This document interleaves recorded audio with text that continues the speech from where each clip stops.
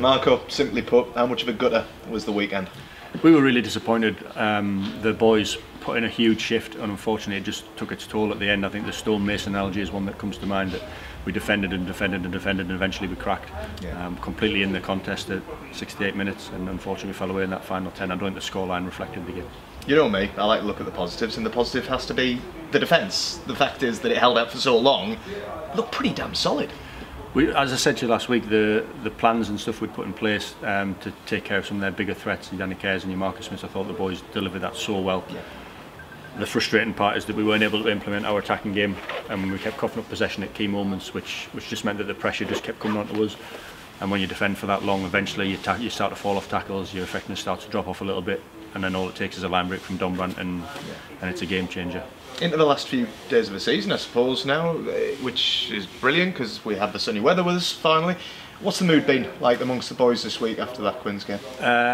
As you would expect, the boys that we've got in this group are extremely positive. Everyone's looking forward to our last home game against Northampton, and looking to celebrate the occasion for Will and Tatey as well, with them announcing their retirements. So there's a lot there for us. We've talked about playing for ourselves and for the group, but it's our last chance to play out in front of our fans on a Friday night, which is always very exciting for the lads. Yeah, we talked about Welshie last week. Let's talk about Tatey this week. How synonymous has he become with the Newcastle Falcons as a club, as an entity, as an organisation? Look, like Welshie, his name will be remembered here forever. He's been such a big part of what we're about for 15, 16 years now. I had the fortunate pleasure of knowing him while he was growing up as well, and I'm sure when he does retire, he'll look back fondly on the memories that he's created, not just for himself but for everybody around the club. He's been an integral part of the club. His professionalism is second to none, and is a great role model for all the younger lads who are coming through now, and hopefully he will still be a familiar face around the place. Well, you've summed Tatey up pretty well. Try and sum up this crazy season that it has been. I don't know if you can. There's been a lot of adversity in lots and lots of different ways. Obviously some of them were public knowledge as well.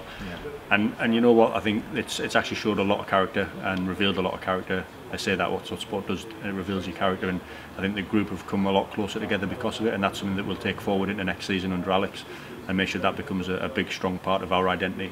We are resolute, and we'll fight when we need to fight to defend ourselves. But what we want to do now going forward is also start to show a little bit more of our attacking ambition.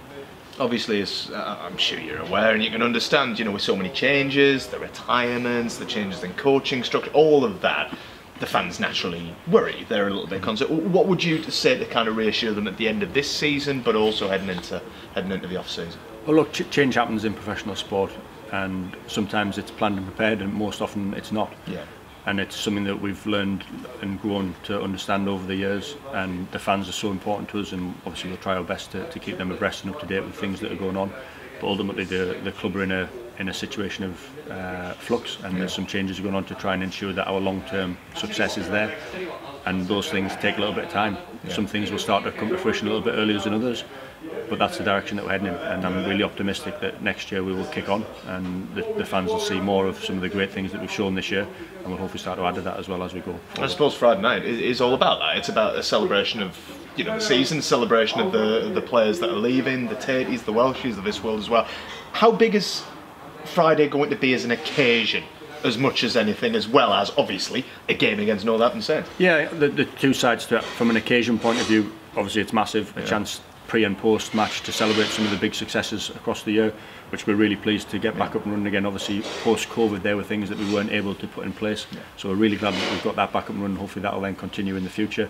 And when it comes to the game, it's going to be a fantastic challenge, very much like last week, where Northampton and Quins are both very good attacking sides, but possibly a little bit frail defensive if you look at the statistics across the league. Last week we didn't fire a shot against Harlequins. Our big focus is make sure we fire some shots against Northampton and put them under a huge amount of pressure. It's their final game. They're trying to get as much as they can out of it, obviously, because they're still under the chance of top four. We'd love to go and spoil their party and make some memories for ourselves along the way. Does it finally make your kind of message to the boys pretty easy this week on the training paddock, but also in the dressing room before the run out at Kingston Park on Friday night? Simply end the season on a high. It does. The boys have spoken quite a bit around the emotional side of the game. Mark Wilson spoke to lads today about some of his memories of Friday nights at Kingston Park and what it meant to try and start tag into that emotional slant, if you like. And I'm sure come kick off on Friday night, everybody will be buzzing, everybody ready to put their bodies on the line for each other again, and we'll go hard, and hopefully it'll give us the rewards that I think the boys thoroughly deserve.